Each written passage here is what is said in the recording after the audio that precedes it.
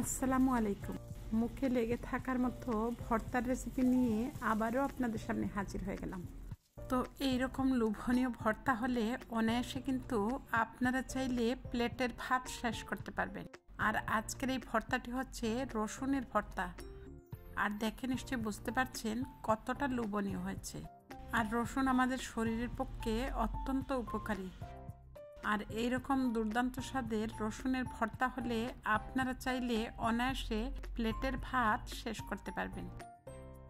ভিউয়ার্সদের কাছে বরাবরের মতো রিকোয়েস্ট থাকবে, যদি রেসিপিটি ভালো লাগে অবশ্যই ভিডিওতে লাইক দিয়ে ভিডিওটি কন্টিনিউ করুন।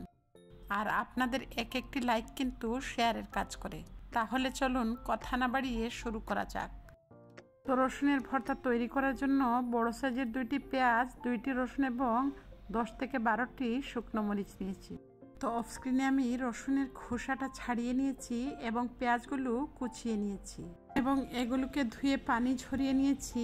এবারে এই ভর্তাটা তৈরি করার জন্য প্রথমে সব কিছু ভেজে নিতে হবে। তো এট ফার্স্ট আমি একটি প্যান বসিয়ে প্যানের মধ্যে অ্যাড করে দিচ্ছি 1 টেবিল চামচের মতো সরিষার তেল। আর যে কোনো ভর্তাতে কিন্তু সরিষার তেল হলে ভর্তার ফ্লেভার এবং টেস্টটাই কিন্তু অন্যরকম হয়ে যায়। তো আমি শুকনো মরিচগুলো প্রথমে ভেজে নিচ্ছি মুচমুচে করে। আর অবশ্যই শুকনো মরিচটা আগে ভেজে নিয়ে উঠিয়ে নেবেন, তাহলে কিন্তু মরিচগুলো অনেক বেশি মুচমুচে থাকে। এই পর্যায়ে আমি মরিচগুলোকে একপাশে সরিয়ে নিয়ে রসুনটাকে অ্যাড করে দিলাম।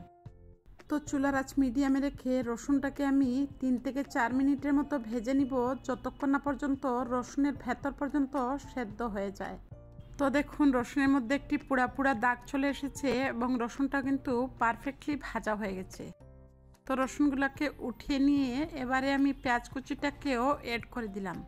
তো আপনারা চাইলে কিন্তু কাঁচা পেঁয়াজ দিয়েও ভর্তাটি তৈরি করতে পারবেন। তবে ভাজা পেঁয়াজের ভর্তাটা খেতে যেমন ভালো লাগে, তেমনি আপনারা চাইলে কিন্তু সংরক্ষণ করেও রেখে দিতে পারবেন। তো সবকিছু ভাজা হয়ে গেলে এবারে আমি শুকনো মরিচের মধ্যে স্বাদ মতো লবণ দিয়ে মরিচগুলোকে প্রথমে ভেঙে নিচ্ছি। তারপর আমি রসুনটাকেও হাত দিয়ে খুব ভালোভাবে ভেঙে নিব, যাতে রসুনের ঝাঁঝটা ভর্তা করলে মুখে লেগে থাকে। তো রসুনের কোষগুলোকে আমি খুব ভালোভাবে ভেঙে নিয়ে তারপর পেঁয়াজটাকেও একই সাথে মিশিয়ে নিব। তারপর ভর্তার টেস্টটাকে আরও বেশি বাড়িয়ে দিতে ধনেপাতা কুচি অ্যাড করে দিলাম 1.5 টেবিল চামচের মতো।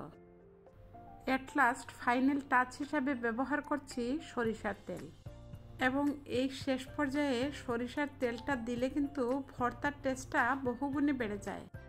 তো খুবই আলতো হাতে সরিষার তেলটা মেখে নিয়ে একটি সার্ভিং বলে সার্ভ করে নিচ্ছি। আপনারা নিশ্চয়ই দেখে বুঝতে পারছেন এই মুখরোচক ভর্তাটা খেতে কতটা টেস্টি হয়েছে। তো অলরেডি কিন্তু আমার চ্যানেলে রসুনের আচারের রেসিপিও আছে, আপনারা চাইলে ভিজিট করতে পারেন।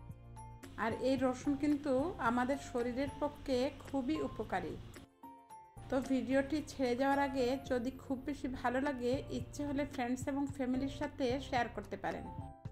আর যদি এই রেসিপিটি আপনাদের খুব বেশি ভালো লাগে, ইচ্ছে হলে সাবস্ক্রাইব করে পাশে থাকা বেল বাটনটি বাজিয়ে দিবেন, যাতে যে কোনো রেসিপির আপডেট সবার আগে নোটিফিকেশন আকারে আপনার মোবাইলে পৌঁছে যায়। তো দেখা হচ্ছে নেক্সট এপিসোডে। ততক্ষণ পর্যন্ত আপনাদের সবার সুস্থতা এবং মঙ্গল কামনায় আজকের মতো বিদায় নিচ্ছি। সবাই ভালো থাকবেন, সুস্থ থাকবেন। আল্লাহ হাফেজ। আসসালামু আলাইকুম।